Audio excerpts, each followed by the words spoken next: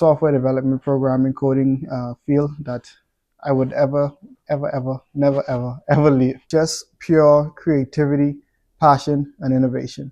And there's a certain freedom that comes with that. So I quit software development. Well, for now, let me explain. For those who don't know, I've been working in IT for about 10 years now. During that time, I've worn a lot of hats, from help desk to technical support, system administration, network technician, and most recently, software developer. In short, I'm a tech guy through and through. But now I've decided that I would step away from working as a software developer for other companies. And it's not because I don't love coding. In fact, I love coding. I love programming. I love building cool stuff. And it's just something about building something from scratch and watching it come to life. It's just something exhilarating about that just keeps me in this software development, programming, coding field that I would never leave. And if you stick to the end of this video, I'm going to reveal a few of the SaaS apps that I'm planning to build and release this year. But after a while, I realized something was missing. Let's rewind for a moment. When I first got into IT, networking was my true passion, and I loved it. The idea of making systems communicate, solving complex connectivity puzzles, and just making sure everything runs smoothly, it just clicked for me. And that's what drew me into tech in the first place. But over time, I drifted into other areas, which was a great learning experience for my development and in this IT career.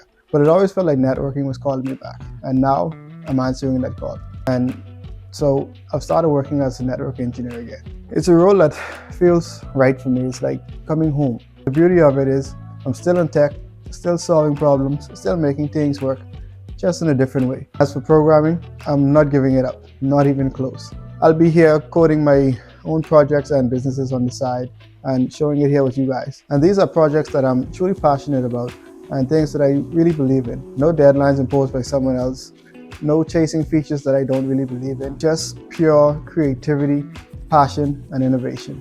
And there's a certain freedom that comes with that. And it wasn't an easy decision to step back from career as a software developer. I know it's where a lot of money and opportunities are in tech right now. But I've learned that sometimes you have to prioritize what truly makes you happy over what may seem right or most lucrative.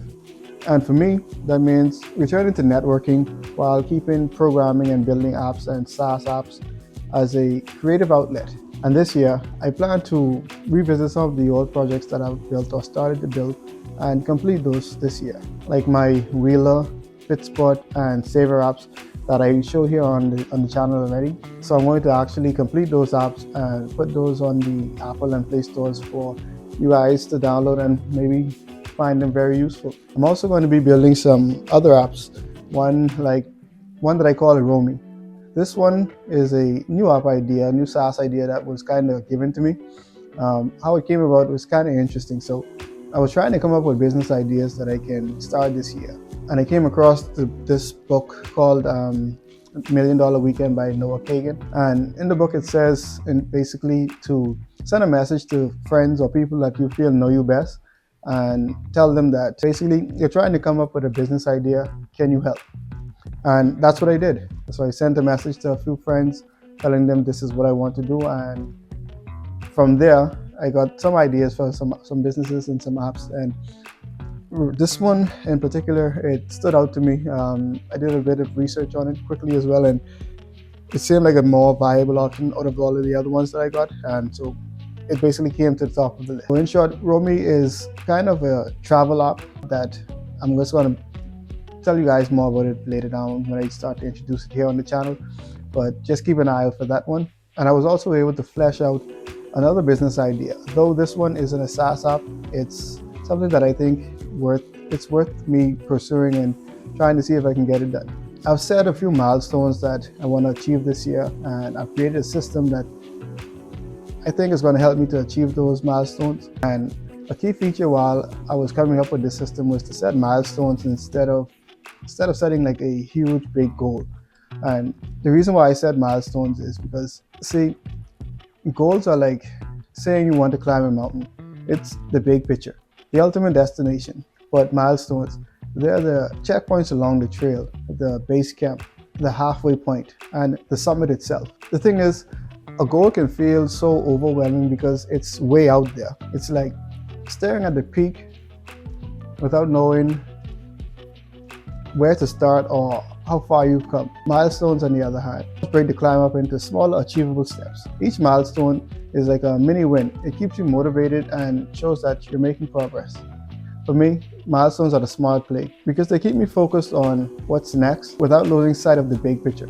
It's not about aiming less, it's more about winning more along the way. So, if you're feeling unsure or stuck about your career path, take a moment and reflect. What's your first love in tech? What's that thing that keeps you excited to get up in the morning?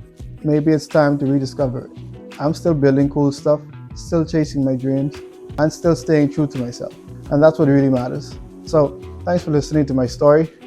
If you've made a career pivot or if you've thought about it, let me know in the comments. I'd love to hear your thoughts. And until next time, keep chasing your passion and building cool shit. Yep, that's it.